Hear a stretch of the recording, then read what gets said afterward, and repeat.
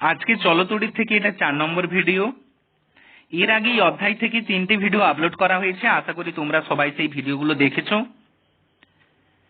আজকের এই ভিডিওতে শ্রেণী ও সমান্তরাল সমবায় কি, তুল্যরোধ কি ও তার সাথে শ্রেণী ও সমান্তরাল সমবায়ের ক্ষেত্রে তুল্যরোধের রাশিমালা কিভাবে নির্ণয় করা হয় সেই সম্পর্কেই আলোচনা করা হয়েছে।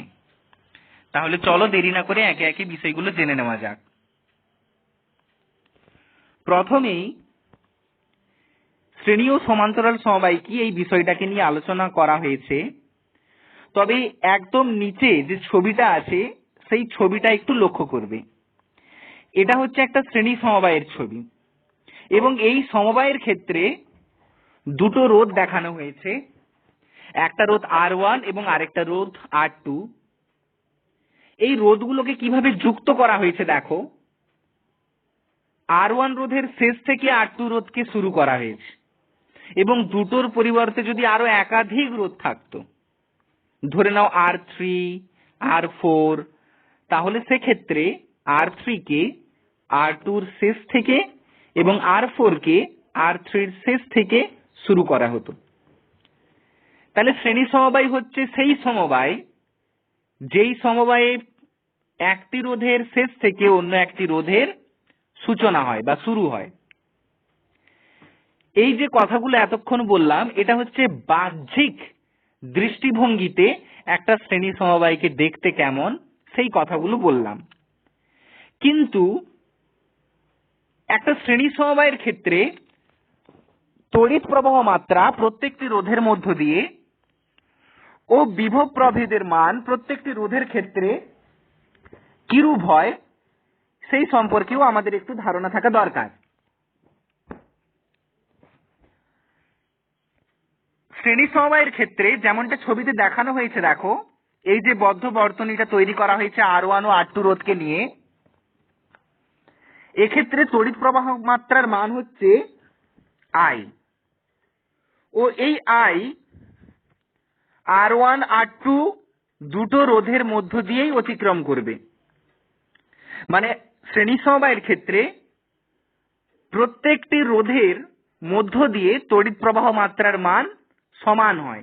অর্থাৎ এই ছবিতে R1 এর মধ্য দিয়ে তড়িৎ প্রবাহ মাত্রার মান যদি I হয়, তাহলে R2 র মধ্য দিয়েও তড়িৎ প্রবাহ মাত্রার মান হবে I। এবং বিভব প্রভেদের মান কি হবে না, যেমনটা দেখানো হয়েছে R1 রোধের দুই প্রান্তের বিভব প্রভেদ বা বিভব পার্থক্য যদি V1 হয়, তাহলে R2 রোধের দুই প্রান্তের বিভব প্রভেদ কিন্তু R1 রোধের বিভব প্রভেদের সঙ্গে সমান হবে না, আলাদা হবে, যার মানকে এখানে V2 ধরা হয়েছে। অর্থাৎ শ্রেণী সমবায়ের ক্ষেত্রে প্রতিটি রোধের মধ্য দিয়ে তড়িৎ প্রবাহ মাত্রার মান সমান হলেও প্রত্যেকটি রোধের দুই প্রান্তের বিভব প্রভেদ বা বিভব পার্থক্যের মান কিন্তু আলাদা আলাদা হয়। আর এই কথাটাকেই শ্রেণী সমবায়ের সংজ্ঞাতে আমরা ব্যবহার করব। একদম উপরে যে কথাটা লেখা আছে লক্ষ্য করবে যে শ্রেণী সমবায় হচ্ছে এমন একটি সমবায় যে সমবায়ে প্রতিটি রোধের মধ্য দিয়ে তড়িৎ প্রবাহ মাত্রা সমান হয় কিন্তু প্রতিটি রোধের দুই প্রান্তের বিভব পার্থক্য আলাদা হয়। এর সাথে সাথে শ্রেণী সমবায়ের উপরের ছবিটা লক্ষ্য করবে, যেটা হচ্ছে একটি সমান্তরাল সমবায়ের ছবি। এই ছবিতে 3টি রোধকে যুক্ত করা হয়েছে, যেখানে 3টি রোধের নাম R1, R2 ও R3। এবং ছবিটা একটু পরিষ্কারভাবে লক্ষ্য করলে বুঝতে পারবে যে রোধগুলোকে ঠিক এমন ভাবে যুক্ত করা হয়েছে যেখানে প্রত্যেকটি রোধের দুই প্রান্ত দুটো নির্দিষ্ট বিন্দুতেই মিলিত আছে। অর্থাৎ R1, R2, R3 রোধের বাম দিকগুলো একটা নির্দিষ্ট বিন্দুতে ও R1, R2, R3 রোধের ডান দিকগুলো একটা নির্দিষ্ট বিন্দুতে মিলিত আছে। যদি এই ধরনের রোধ সমবায় আমরা দেখে থাকি, তাহলে বাহ্যিক দৃষ্টিভঙ্গিতে আমরা সেটাকে বলতে পারি সমান্তরাল সমবায়। একই রকম ভাবে সমান্তরাল সমবায়ের ক্ষেত্রে প্রতিটি রোধের মধ্য দিয়ে তড়িৎ প্রবাহ মাত্রার মান ও বিভব প্রভেদ বা বিভব পার্থক্যের মান কি হবে সেটা সম্পর্কে একটু জেনে নেব। যেমনটা এখানে দেখানো হয়েছে যে মোট তড়িৎ প্রবাহ মাত্রার মান I এবং সেই I তিনটে রোধের মধ্য দিয়ে বিভক্ত হয়ে গেছে। R1 রোধের মধ্য দিয়ে যাচ্ছে I1, R2 রোধের মধ্য দিয়ে যাচ্ছে I2 এবং R3 রোধের মধ্য দিয়ে যাচ্ছে I3। অর্থাৎ এক্ষেত্রে দেখতে পাচ্ছি যে তড়িৎ প্রবাহ মাত্রার মান প্রত্যেকটি রোধের ক্ষেত্রে আলাদা আলাদা হয়, একই হয় না। এবং এক্ষেত্রে I1 plus I2 plus I3 অর্থাৎ মোট তড়িৎ প্রবাহ মাত্রাটা যদি আমরা বের করি সেটা কিন্তু I তড়িৎ প্রবাহ মাত্রার সঙ্গে সমান হবে। অর্থাৎ এক্ষেত্রে I সমান I1 plus I2 plus I3। একই রকম ভাবে বিভব পার্থক্যের মান কি হবে না, যেহেতু প্রত্যেকটি রোধের দুই প্রান্ত দুটো নির্দিষ্ট বিন্দুতে মিলিত, তাই প্রত্যেকটি রোধের দুই প্রান্তের বিভব পার্থক্যের মান সমান হয়। অর্থাৎ এক্ষেত্রে প্রত্যেকটি রোধের দুই প্রান্তের বিভব পার্থক্যকে ভি দিয়ে দেখানো হয়েছে। আর এই কথাটাই সমান্তরাল সমবায়ের সংজ্ঞাতে উপরে লেখা হয়েছে যে সমান্তরাল সমবায় হচ্ছে এমন একটি সমবায় যেখানে প্রতিটি রোধের মধ্য দিয়ে তড়িৎ প্রবাহ মাত্রা আলাদা হয়, কিন্তু প্রতিটি রোধের দুই প্রান্তের বিভব পার্থক্য সমান হয়। তাহলে এইভাবেই আমরা একটা শ্রেণীয় সমান্তরাল সমবায়কে ডিফাইন করব। এর সাথে সাথে আমরা পরের স্লাইডটাতে যাব। এখানে যে কথাটা বলা হয়েছে সেটা হচ্ছে তুল্য রোধ কি। আমরা আমাদের কাজের সুবিধার জন্য অনেক সময় একাধিক রোধ সমবায়ের পরিবর্তে তুল্য রোধ অর্থাৎ একটি মাত্র রোধ ব্যবহার করে ওই রোধ সমবায় ঠিক যতটা পরিমাণ তড়িৎ প্রবাহ মাত্রা বা বিভব পার্থক্য সৃষ্টি করত, আমরা সেই পরিমাণই বিভব পার্থক্য বা তড়িৎ প্রবাহ মাত্রা পেতে চাই। তো সেরকম একটা সিচুয়েশনে ওই অনেকগুলি রোধের পরিবর্তে বা রোধ সমবায়ের পরিবর্তে ওই যে একটি মাত্র রোধ ব্যবহার করা হয়ে থাকে, সেই রোধটিকেই বলা হয় আগের রোধগুলির তুল্য রোধ। সেটা শ্রেণী সমবায়ের ক্ষেত্রেও হতে পারে বা সমান্তরাল সমবায়ের ক্ষেত্রেও হতে পারে। যেমনটা এখানে বলা হয়েছে যে কোনো রোধ সমবায়ের পরিবর্তে যদি এমন একটি রোধ ব্যবহার করা যায় যেখানে বর্তনীর মোট প্রবাহ মাত্রা ও বিভব প্রভেদ অপরিবর্তিত থাকে, তবে সেই রোধটিকে সমবায়ের তুল্য রোধ বলা হয়। এখন আমরা শ্রেণী ও সমান্তরাল সমবায়ের ক্ষেত্রে তুল্য রোধের রাশিমালা কিভাবে নির্ণয় করা হয় সেই সম্পর্কে একটু দেখে নেব। প্রথমে দেখো, এই স্লাইডে একটা শ্রেণী সমবায়কে দেখানো হয়েছে বাম দিকের ছবিটাতে, যেখানে R1, R2 এবং R3 তিনটি রোধ শ্রেণী সমবায়ে যুক্ত আছে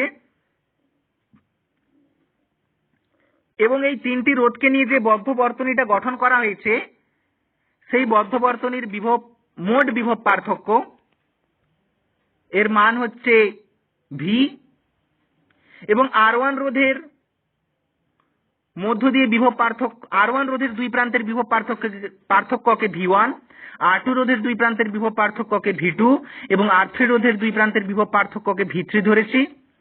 আর এই প্রত্যেকটি রোধের মধ্য দিয়ে তড়িৎ প্রবাহ মাত্রার মানকে I ধরেছি, যেমনটা ছবিতে দেখানো হয়েছে। তাহলে সেই হিসাবে শ্রেণী সমবায়ের ক্ষেত্রে যেমনটা হয় যে মোট বিভব পার্থক্য ভি এর মান আলাদা আলাদা ভাবে প্রত্যেকটি রোধের দুই প্রান্তের বিভব পার্থক্যের সমষ্টির সঙ্গে সমান হবে। অর্থাৎ আমরা বলতে পারি ভি সমান V1 plus V2 plus V3। এখন ওহমের সূত্রানুযায়ী আমরা বলতে পারি R1 রোধের ক্ষেত্রে V1 সমান IR1। ওহমের সূত্রানুযায়ী আমরা কি জানি, V সমান IR। তাহলে R1 রোধের ক্ষেত্রে আমরা বলতে পারি V1 সমান IR1। একই রকম ভাবে V2 মানে R2 রোধের ক্ষেত্রে V2 সমান IR2 এবং R3 রোধের ক্ষেত্রে V3 সমান IR3। এই মানগুলোই আমরা প্রথমে যে সমীকরণটা পেয়েছি অর্থাৎ V সমান V1 plus V2 plus V3 এই সমীকরণে বসিয়ে দেব। বসিয়ে দিলে যেটা পাচ্ছি V সমান I into R1 plus R2 plus R3।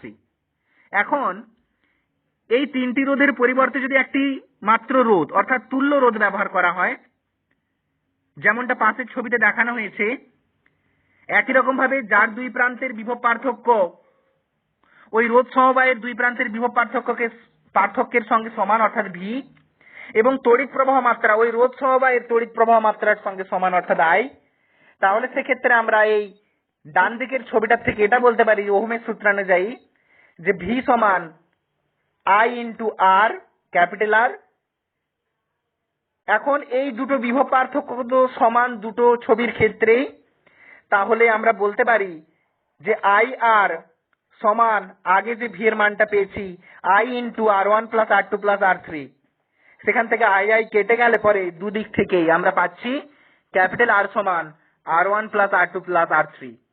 এটাই হচ্ছে শ্রেণী সমবায়ের ক্ষেত্রে তুল্য রোধের রাশিমালা।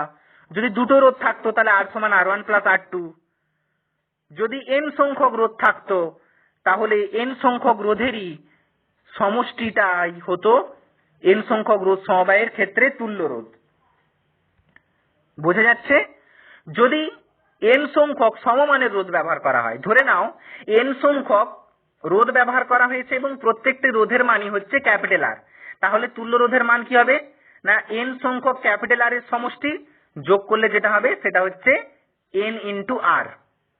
ওকে, এর সাথে সাথে আমরা পরের স্লাইডটাতে আসবো, যেখানে একটি সমান্তরাল সমবায়ের ক্ষেত্রে তুল্য রোধের রাশিমালা কিভাবে নির্ণয় করা হয় সেই ছবিটা এবং সেই গাণিতিক রাশিমালাগুলো দেখানো হয়েছে। দেখো এখানে তিনটে রোধ R1 R2 R3 কে সমান্তরাল সমবায়ে যুক্ত করা হয়েছে, যেখানে এই সমবায়ের বিভব পার্থক্যের মান V এবং মোট তড়িৎ প্রবাহ মাত্রার মান I। যেমনটা ছবিতে দেখতে পাচ্ছি এই I তিনটে অংশে অর্থাৎ I1 I2 I3 অংশে বিভক্ত হয়েছে, যেখানে R1 রোধের মধ্য দিয়ে তড়িৎ প্রবাহ মাত্রার মান I1, R2 রোধের মধ্য দিয়ে তড়িৎ প্রবাহ মাত্রার মান I2 এবং R3 রোধের মধ্য দিয়ে তড়িৎ প্রবাহ মাত্রার মান I3। ওকে, তাহলে ওহমের সূত্রানুযায়ী R1 রোধের ক্ষেত্রে আমরা কি বলতে পারি?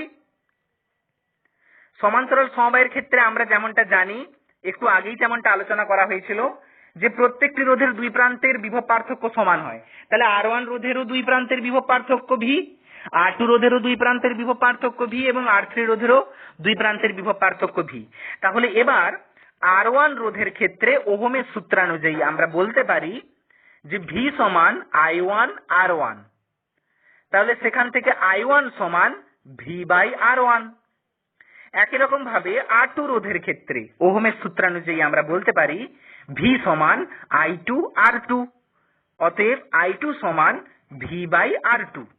এখানে জায়গা কম থাকার জন্য ফাইনাল এক্সপ্রেশন গুলোকে দেখানো হয়েছে। একই রকম ভাবে R3 রোধের ক্ষেত্রে ওহমের সূত্রানুযায়ী বলতে পারি V সমান I3 R3, তাহলে সেখান থেকে I3 সমান বলতে পারি V বাই R3। এখন তোমাদের মনে হয়তো প্রশ্ন আসছে যে স্যার আমরা I1 I2 I3 গুলো বের করতে যাচ্ছি কেন? না, এই কারণেই বের করছি, আমরা সমান্তরাল সমবায়ের ক্ষেত্রে আমরা জানি মোট তড়িৎ প্রবাহ মাত্রা I সমান I1 plus I2 plus I3 হয়। একই রকম ভাবে শ্রেণী সমবায়ের ক্ষেত্রে যেমনটা দেখেছিলাম যে মোট বিভব পার্থক্য V সমান V1 plus V2 plus V3 হয়, তাই সেক্ষেত্রে V1 V2 V3 বের করেছিলাম। আর এক্ষেত্রে যেহেতু I সমান I1 plus I2 plus I3 হয়, তাই I1 I2 ও I3 বের করছি। তাহলে একই রকম ভাবে এখানে যেমনটা জানি আমরা I সমান I1 plus I2 plus I3, তাহলে এই সমীকরণে I1 I2 I3 এর মানগুলো বসিয়ে দিলে পাবো I সমান V by R1 plus V by R2 plus V by R3। এখন I সমান কি? তড়িৎ প্রবাহ মাত্রা। এখন ভাবো আমরা এই তিনটে R1 R2 R3 রোধের পরিবর্তে যদি একটাই মাত্র রোধ ব্যবহার করি যার মান যদি ক্যাপিটাল R হয় এবং তার দুই প্রান্তের বিভব পার্থক্য যদি V হয় ও তার মধ্য দিয়ে তড়িৎ প্রবাহ মাত্রার মান এর মতোই যদি ক্যাপিটাল I হয়, তাহলে সেক্ষেত্রে আমরা তুল্য রোধের ক্ষেত্রে কি বলতে পারি? V সমান I ইন্টু R। একটু আগেই যেমনটা শ্রেণী সমবায়ের ক্ষেত্রে করা হয়েছিল, এক্ষেত্রে আর ছবিটা আঁকিনি, তাহলে সেক্ষেত্রে আমরা I সমান কি বলতে পারি? V by R। তাহলে এই I এর জায়গায় আমরা V বাই R বসিয়ে দিয়েছি, কারণ এক্ষেত্রে I এর মান যা তুল্য রোধের ক্ষেত্রেও তো I এর মান সেম হবে। তাহলে V বাই R সমান আমরা বলতে পারি V by R1 plus V by R2 plus V by R3। সেখান থেকে দেখো ডান দিকে তিনটে রাশি থেকে V কমন যাবে, তাহলে বাম দিকের V ও ডান দিকের V কেটে গেলে আমরা কি পেতে পারি? দেখো এই লাল তীর চিহ্নের একদম উপরের যে স্টেটমেন্টটা, যে 1 বাই R সমান 1 by R1 plus 1 by R2 plus 1 by R3।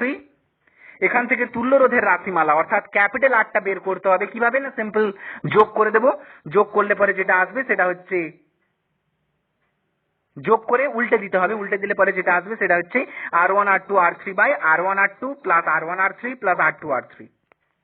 যদি এটা দুটো রোধ থাকতো তাহলে কি করতাম, 1/r সমান 1/r1 প্লাস 1/r2। তাহলে সেক্ষেত্রে তুল্য রোধের রাশিমালা আর সমান কি হতো না r1 r2 by r1 plus r2। Simple, 1/r1 plus 1/r2 করে যোগ করবে দিয়ে উল্টে দেবে। এখন প্রশ্ন, যদি n সংখ্যক রোধ থাকতো তাহলে কি হতো না, তাহলে সেক্ষেত্রে আমরা এভাবেই করতাম যে 1/R সমান 1/r1 plus 1/r2 plus 1/r3 plus dot dot dot plus 1/rn, মানে n সংখ্যক রোধের ক্ষেত্রে এইভাবে আমরা যোগ করে করে যাব n সংখ্যক বার। ওকে, এখন এখান থেকে একটা মাঝে সাঝে শর্ট টাইপ কোশ্চেন দিয়ে দেয় যে যদি n সংখ্যক রোধকে সমান্তরাল সমবায়ে যুক্ত করা হয় এবং যদি প্রত্যেকটি রোধের মান r হয় তাহলে তুল্য রোধের রাশিমালা কি হবে। তাহলে সেক্ষেত্রে আমরা কিভাবে বের করব না, 1/R সমান 1/r plus 1/r plus 1/r plus 1/r, এইভাবে n সংখ্যক বার লিখবো। তাহলে সেটাকে যোগ করলে পরে যেটা আসবে সেটা হচ্ছে n/r। সেখান থেকে তাহলে তুল্য রোধ R সমান কি হবে না r/n। এটাও অনেক সময় পরীক্ষায় জানতে চাই, অর্থাৎ যে কোনো একটি রোধের n ভাগ হয়ে যাবে তুল্য রোধের মান। এটাকেও অনেক সময় পরীক্ষায় এইভাবেই স্টেটমেন্টটা দিয়ে জানতে চায় যে n সংখ্যক সমমানের রোধকে সমান্তরাল সমবায়ে যুক্ত করলে দেখাও যে তুল্য রোধের মান যে কোনো একটি রোধের মানের n ভাগ হয়ে যায় বা 1/n গুণ হয়ে যায়। যে কথাটা বললাম একটু তোমরা নিজেরাই করে দেখবে খাতায়, তাহলে তোমাদের কাছে জিনিসটা একদম সহজ হয়ে যাবে। কি কথাটা বলছি বোঝা যাচ্ছে? এর সাথে সাথে আমরা পরের স্লাইডটাতে আসব। এখানে পরিবাহীর রোধ কি কি বিষয়ের উপর নির্ভর করে সেই সম্পর্কেই আলোচনা করা হয়েছে। যেমনটা দেখানো হয়েছে যে পরিবাহীর রোধ আর পরিবাহীর দৈর্ঘ্যের সমানুপাতিক, অর্থাৎ পরিবাহীর দৈর্ঘ্য ছোট হলে রোধ কম, দৈর্ঘ্য বড় হলে রোধ বেশি। আরেকটা হচ্ছে পরিবাহীর রোধ আর প্রপোর্শনাল টু 1/a, অর্থাৎ পরিবাহীর প্রস্থচ্ছেদের ক্ষেত্রফলের সঙ্গে ব্যাসানুপাতিক, অর্থাৎ প্রস্থচ্ছেদের ক্ষেত্রফল কম হলে রোধ বেশি হবে এবং প্রস্থচ্ছেদের ক্ষেত্রফল বেশি হলে রোধ কম হবে। অর্থাৎ কোন একটা পরিবাহী যদি সরু হয় তাহলে তার রোধ বেশি, আর পরিবাহীটা মোটা হলে তার রোধ কম হবে। মানে তোমরা যে তারগুলো বাড়িতে দেখো, যদি মোটা তার হয় তাহলে তার রোধ কম, আর যদি সরু তার হয় মানে তার রোধ বেশি। ক্লিয়ার? মানে সে তড়িৎ প্রবাহ তার মধ্য দিয়ে যখন হয় তখন বেশি বাধা দেয়, সরু তার বেশি বাধা দেয়, মোটা তার কম বাধা দেয়। আর এই দুটোকে আমরা যদি সংযুক্ত করি তখন কি হচ্ছে না আর প্রপোর্শনাল টু l/a, সমানুপাতিক থেকে সমান করলে পরে একটা ধ্রুবক গুণ করতে হয়, যেমনটা দেখানো হয়েছে আর সমান রো ইন্টু l/a। এই রোটাকে বলা হয় রোধাঙ্ক বা আপেক্ষিক রোধ, ইংরেজিতে বলে রেজিস্টিভিটি। কি কথাটা বলছি বোঝা যাচ্ছে? দেখো এখানে মাঝখানে ছবিটা দিয়ে প্রস্থচ্ছেদের ক্ষেত্রফল জিনিসটা কি সেটা বোঝাতে সাহায্য করা হয়েছে।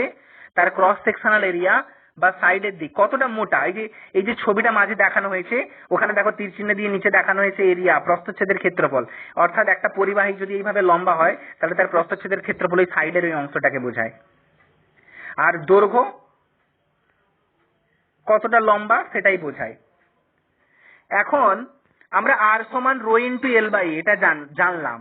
এখন রো সমান আমরা কি বলতে পারি না, কোনাকুনি গুণ করে একদম নিচে দেখো ছবিটার নিচে রো সমান আমরা কি বলতে পারি RA/L। তাহলে এখান থেকে আমরা রো এর এককটা বের করার চেষ্টা করব। কিভাবে না, রো এর একক সমান আর এর একক ইন্টু প্রস্থচ্ছেদের ক্ষেত্রফল, মানে ক্ষেত্রফলের একক বাই দৈর্ঘ্যের একক। তাহলে রোধের একক কি ওহম ইন্টু ক্ষেত্রফলের একক মিটার স্কোয়ার বাই দৈর্ঘ্যের একক মিটার। তাহলে মিটার স্কোয়ার আর মিটার কাটাকাটি করলে পরে যেটা পড়ে থাকবে সেটা হচ্ছে ওহম মিটার। তাহলে রোধাঙ্ক বা আপেক্ষিক রোধ বা রেজিস্টিভিটির একক হচ্ছে ওহম মিটার, ঠিক আছে? আর সিজিএস এ একক হবে স্ট্যাড ওহম সেমি, কারণ রোধের সিজিএস এ একক হচ্ছে স্ট্যাড ওহম আর দৈর্ঘ্যের সিজিএস এ একক হচ্ছে সেমি। একই রকম ভাবে যে রোধাঙ্ক বা আপেক্ষিক রোধ জিনিসটা কি বা কাকে বলে সেটা কিভাবে বের করব না, দেখো রো সমান আমরা কি পড়লাম RA/L। এখানে এই সমীকরণ থেকে যদি এ অর্থাৎ প্রস্থচ্ছেদের ক্ষেত্রফলের মান যদি আমরা 1 করি বা ধরে নিই, আর এল অর্থাৎ পরিবাহীর দৈর্ঘ্যের মান যদি আমরা 1 অর্থাৎ একক ধরে নিই, তাহলে সেক্ষেত্রে রো সমান কি হবে? আর অর্থাৎ পরিবাহীর রোধকেই আমরা সেক্ষেত্রে আপেক্ষিক রোধ বা রোধাঙ্ক বলতে পারি। এই হিসাবেই সংজ্ঞাটা দেওয়া হয়েছে। দেখো সংজ্ঞাটা একটু খেয়াল করবে, একদম নিচে দেখো দেখানো হয়েছে যে একক দৈর্ঘ্য ও একক প্রস্থচ্ছেদের ক্ষেত্রফল বিশিষ্ট পরিবাহীর রোধকে ওই পরিবাহীর আপেক্ষিক রোধ বা রোধাঙ্ক বা রেজিস্টিভিটি বলা হয়।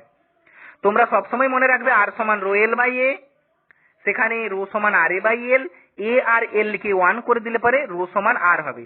অর্থাৎ একক দৈর্ঘ্য ও একক প্রস্থচ্ছেদ বিশিষ্ট কোন পরিবাহীর রোধই হচ্ছে ওই পরিবাহীর রোধাঙ্ক বা আপেক্ষিক রোধ। এখন এখান থেকে একটা খুব মজাদার প্রশ্ন আসে যে পরিবাহীর রোধ কি কি বিষয়ের উপর নির্ভর করে সেটা তো বুঝলাম, কিন্তু পরিবাহীর রোধাঙ্ক কি কি বিষয়ের উপর নির্ভর করে, এই প্রশ্নটা অনেক সময় পরীক্ষায় আসে। তাহলে আমরা সেখান থেকে বলে দিতে পারি যে পরিবাহীর রোধাঙ্ক পরিবাহীর মানে স্বাভাবিক দৃষ্টিতে একটা ভুল হয়, সেই ভুলটা একটু তোমাদের বলে দিই যে রোধ যে যে বিষয়ের উপর নির্ভর করে রোধাঙ্কেও সেই সেই বিষয়ের উপর নির্ভর করবে। কারণ আপনি তো একটু আগেই বললেন যে রোধ আর রোধাঙ্ক জিনিস দুটো একই, শুধু ডিফারেন্সটা কোথায় না, রোধ বললে পরিবাহীর সমগ্র পরিবাহী যে বাধাটা দেয় সেটাকে বোঝায়, আর রোধাঙ্ক বললে একক দৈর্ঘ্য ও একক প্রস্থচ্ছেদ বিশিষ্ট কোন পরিবাহী যে বাধা দেয়। মানে একক দৈর্ঘ্য ও একক প্রস্থচ্ছেদ বিশিষ্ট কোন পরিবাহীর রোধকেই বলা হচ্ছে রোধাঙ্ক। তাহলে রোধ যে যে বিষয়ের উপর নির্ভর করবে রোধাঙ্কও নিশ্চয়ই সেই সেই বিষয়ের উপর নির্ভর করবে, অর্থাৎ পরিবাহীর দৈর্ঘ্য প্রস্থচ্ছেদের ক্ষেত্রফল এইসবের উপরই রোধাঙ্ক নির্ভর করবে। জিনিসটা একটু ভুল, আমি সঠিক জিনিসটা হচ্ছে দেখো রোধাঙ্ক প্রথম পরিবাহীর প্রকৃতির উপর নির্ভর করবে। যেমন রোধও পরিবাহীর প্রকৃতির উপর নির্ভর করতো, অর্থাৎ তামার পরিবাহীর যে রোধ দেবে লোহার পরিবাহী নিশ্চয়ই সেই পরিমাণ রোধ দেবে না, বা অ্যালুমিনিয়ামের পরিবাহী যে সেই পরিমাণই রোধ দেবে এমনটা কোনো মানে নেই। তাহলে পরিবাহীর প্রকৃতির উপর নির্ভর করছে, অর্থাৎ পরিবাহীর উপাদানের প্রকৃতি। ওকে, তাহলে পরিবাহীর উপাদানের প্রকৃতির উপর রোধ ও রোধাঙ্ক দুটোই নির্ভর করে। নেক্সট, উষ্ণতা। আমরা জানি উষ্ণতার পরিবর্তনের সাথে সাথে রোধের পরিবর্তন হয়, তাই না? তাহলে একই রকম ভাবে উষ্ণতার পরিবর্তনের সাথে সাথে রোধাঙ্কেরও পরিবর্তন হয়। কিন্তু এছাড়াও রোধ পরিবাহীর দৈর্ঘ্য এবং প্রস্থচ্ছেদের উপরও নির্ভর করে, যেমনটা একটু আগে দেখলাম। কিন্তু রোধাঙ্ক পরিবাহীর দৈর্ঘ্য ও প্রস্থচ্ছেদের উপর নির্ভর করবে না। কেন না, আমরা রোধাঙ্কের সংজ্ঞাতে ধরে নিয়েছি একক দৈর্ঘ্য ও একক প্রস্থচ্ছেদের কোন পরিবাহীর রোধ, অর্থাৎ একটা লোহার পরিবাহী সে যত বড়ই হোক আমরা তো তার রোধটা বিবেচনা করব সবসময় একক দৈর্ঘ্যের জন্য। তাহলে তার দৈর্ঘ্য কত বড়, 10 মিটার নাকি 1 মিটার, তার সঙ্গে রোধাঙ্কের কোনো সম্পর্ক নেই। অর্থাৎ দৈর্ঘ্যের পরিবর্তনের সাথে সাথে রোধাঙ্কের কোনো পরিবর্তন হয় না। একটা নির্দিষ্ট পরিবাহীর ক্ষেত্রে এর মান নির্দিষ্টই হয়। একই রকম ভাবে একক প্রস্থচ্ছেদের রোধকে আমরা বলেছি রোধাঙ্ক। তাহলে এখানেও আমরা বলতে পারি যে পরিবাহীটা কতটা মোটা বা কতটা সরু তার উপর রোধের মান নির্ভর করে ঠিকই, কিন্তু রোধাঙ্কের মান নির্ভর করবে না। কারণ আমরা সবসময় রোধাঙ্ক বের করতে গেলে একক প্রস্থচ্ছেদের ক্ষেত্রেই তো বের করব। তাহলে কত মোটা বা কত সরু যাই হোক, যতই মোটা বা যতই সরু হোক, একক প্রস্থচ্ছেদের ক্ষেত্রেই রোধটা আমরা বের করব। তাই রোধাঙ্ক যেহেতু একক দৈর্ঘ্য একক প্রস্থচ্ছেদের রোধকেই বলা হয়, তাই রোধাঙ্ক পরিবাহীর দৈর্ঘ্য প্রস্থচ্ছেদের উপর নির্ভর করবে না। তাহলে নির্ভর করবে কার উপর? পরিবাহীর উষ্ণতা ও পরিবাহীর উপাদানের প্রকৃতি। এর সাথে সাথে আরেকটা কথা বলে আজকের ভিডিওটা শেষ করব। তাহলে রোধ কি কি বিষয়ের উপর নির্ভর করে না, রোধ পরিবাহীর উপাদানের প্রকৃতি, পরিবাহীর উষ্ণতা, পরিবাহীর দৈর্ঘ্য, পরিবাহীর প্রস্থচ্ছেদের ক্ষেত্রফল। আর কোন পরিবাহীর ক্ষেত্রে সাধারণত যে কোনো ধাতব পরিবাহীর ক্ষেত্রে উষ্ণতা বাড়ার সাথে সাথে রোধ বাড়ে, কিন্তু তড়িৎ বিশ্লেষ্য পদার্থের দ্রবণের ক্ষেত্রে উষ্ণতা বাড়ার সাথে সাথে রোধ কমে। এছাড়াও রোধের যে হেরফের, অর্থাৎ তড়িৎ ক্ষেত্র বা চৌম্বক ক্ষেত্র বা চাপ দিলে কিছু কিছু পদার্থ আছে তাদের রোধের পরিবর্তন হয়। এই প্রসঙ্গটা তোমাদের টেক্সট বুকে আছে, দেখবে। আমি আজকে বলছি না, অনেকটা সময় হলো। যাই হোক, আজকে এখানেই ভিডিওটা শেষ করছি। এই বিষয়টা দেখবে, সাথে সাথে টেক্সট বুকটা ফলো করবে। ওকে, ভালো থাকবে, বাই।